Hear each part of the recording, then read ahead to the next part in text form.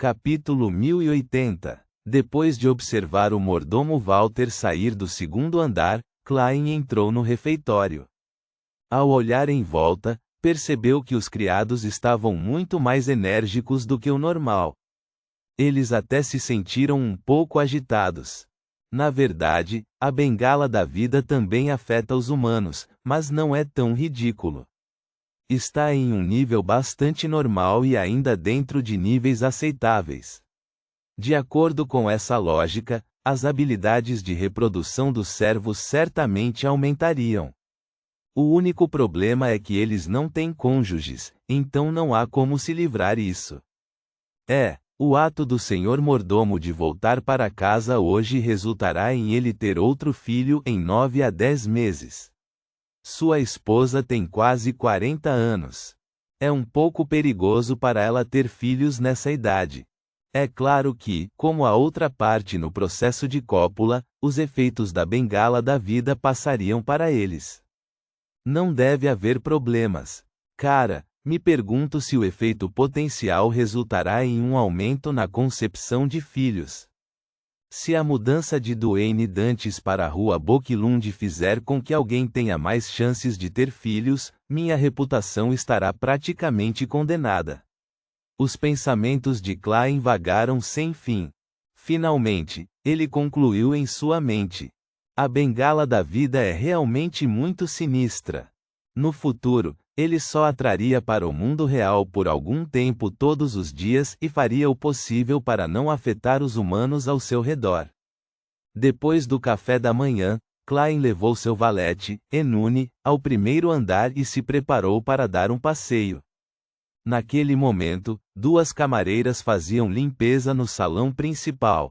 Bom dia, senhor. Ao ver Duane Dantes se aproximar, as duas camareiras imediatamente se levantaram, abriram caminho para ele e o cumprimentaram. É claro que, se estivessem em um lugar mais remoto, fariam o possível para não fazer barulho, caso perturbassem seu empregador.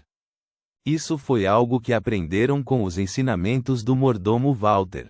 Klein assentiu e deu uma resposta simples enquanto se aproximava lentamente da porta.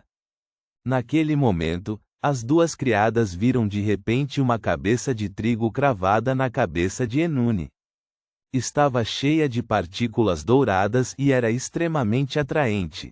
Antes que pudessem olhar mais de perto, o valete parecia ter percebido que algo estava errado. Ele levantou a mão direita e arrancou o pedaço de trigo com muita força. As duas criadas se entreolharam surpresas e divertidas. Elas imaginaram que Enune acidentalmente havia deixado um pouco de trigo no corpo quando seguiu o Sr. Dantes até a mansão Maigur, levando-o de volta até a Rua Boquilund, número 160, onde se espalharam em lugares que não eram fáceis de limpar. Por exemplo, debaixo do travesseiro que ele dormiu ontem à noite.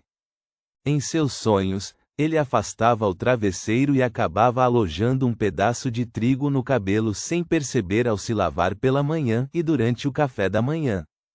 Embora este processo fosse complicado e difícil de alcançar, ainda assim era possível.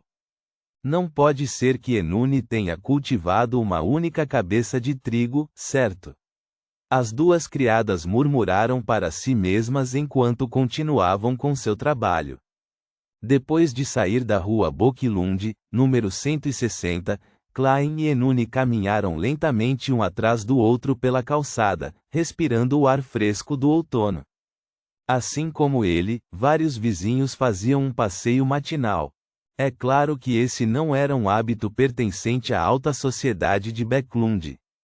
No ano passado, a poluição atmosférica era muito grave e o ar bastante pungente. Ninguém estava disposto a perder tempo nas ruas, enfrentando o vento frio e a umidade. Como vizinhos, desde que se vissem, não havia dúvida de que se cumprimentariam. Quando eles passaram um pelo outro, um dos advogados olhou pelo canto do olho para o valete de Duane Dantes. Ele havia levantado a mão para cobrir a boca, como se estivesse bocejando.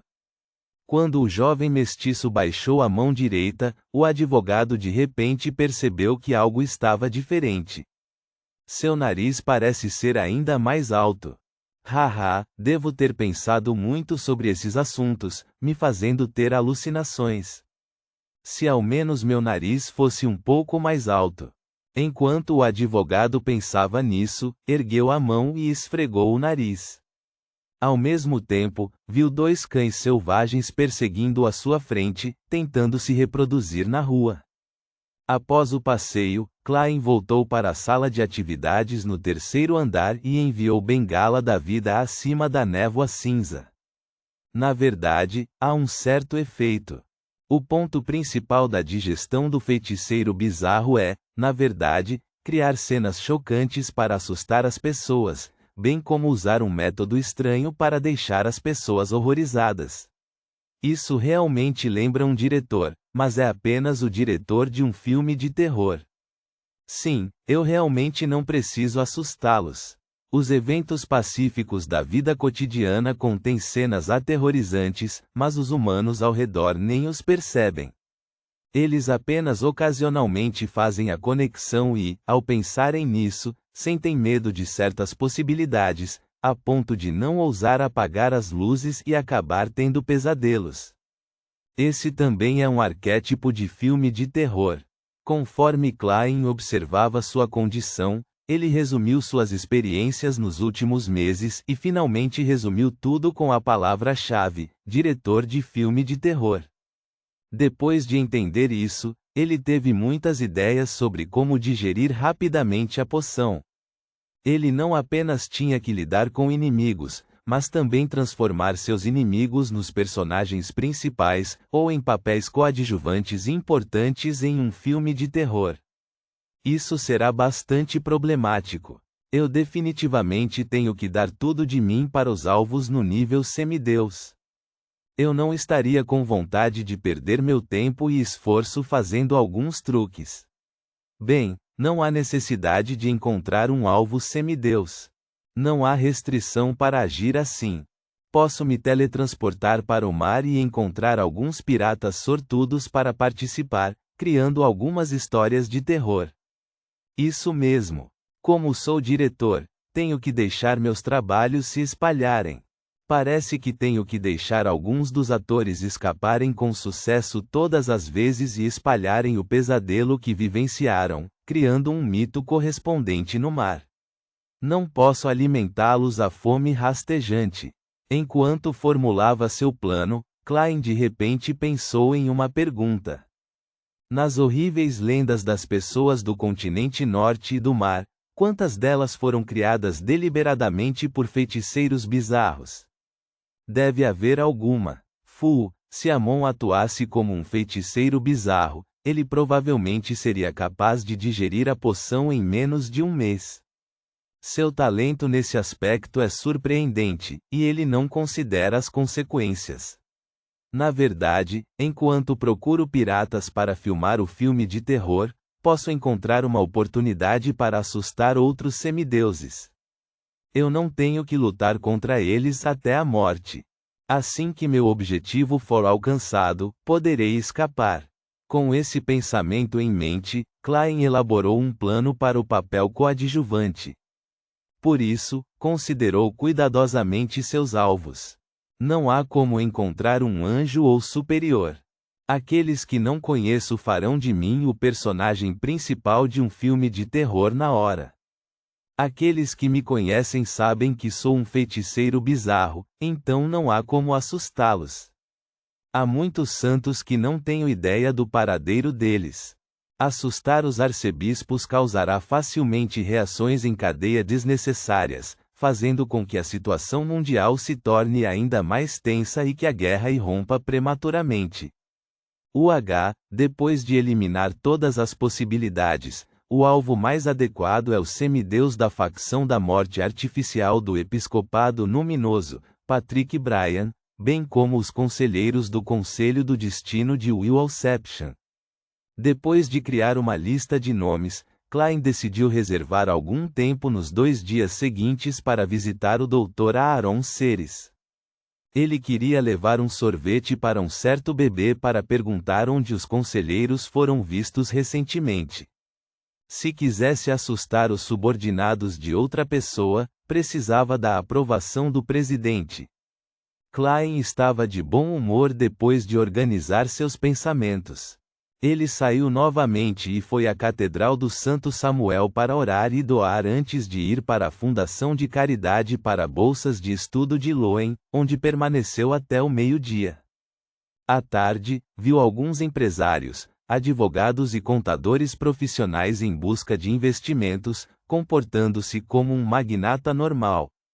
Depois de encher o estômago, voltou para a sala entreaberta com varanda. No momento em que ele estava pensando em visitar diretamente a casa do Dr. Aaron Seres amanhã, ou convidar sua família para um bom jantar no restaurante Isrenzo, que servia um excelente sorvete, sua percepção espiritual foi acionada. Ele virou a cabeça e, sem nenhuma surpresa, viu a senhorita mensageira sair do vazio com 4 cabeças loiras de olhos vermelhos. Uma das cabeças mordia uma carta.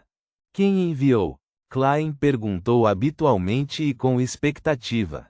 Como ainda não tinha recebido a carta, Reinette Tainiker só conseguiu responder com 3 cabeças. Rei dos idiotas. Patrick Bryan? Esse apelido até evoluiu? Klein estendeu a mão e pegou a carta. Quando abriu, percebeu que era de fato do semideus da facção Morte Artificial. Ele escreveu na carta: Eu já preparei o ritual especial que ajudará meu professor, Reiter, a se recuperar ainda mais. Excelência, farei isso amanhã à meia-noite com sua permissão. O ritual que aponta para o anjo, Reiter? Não há como evitar o teste de Patrick pela facção Morte Artificial do Episcopado Luminoso. Isso pode ser interferido com o uso do anjo de papel. Bem na hora. Com um movimento do pulso, Klein queimou a carta. Depois disso, pegou um pedaço de papel e escreveu uma resposta. Sim, você pode. Você deve ser cuidadoso. Na noite tranquila, perto da meia-noite, numa fábrica de roupas desabitada no burgo de St. George. Havia uma área aberta que havia sido limpa. Quase 10 figuras vestidas de preto estavam ali.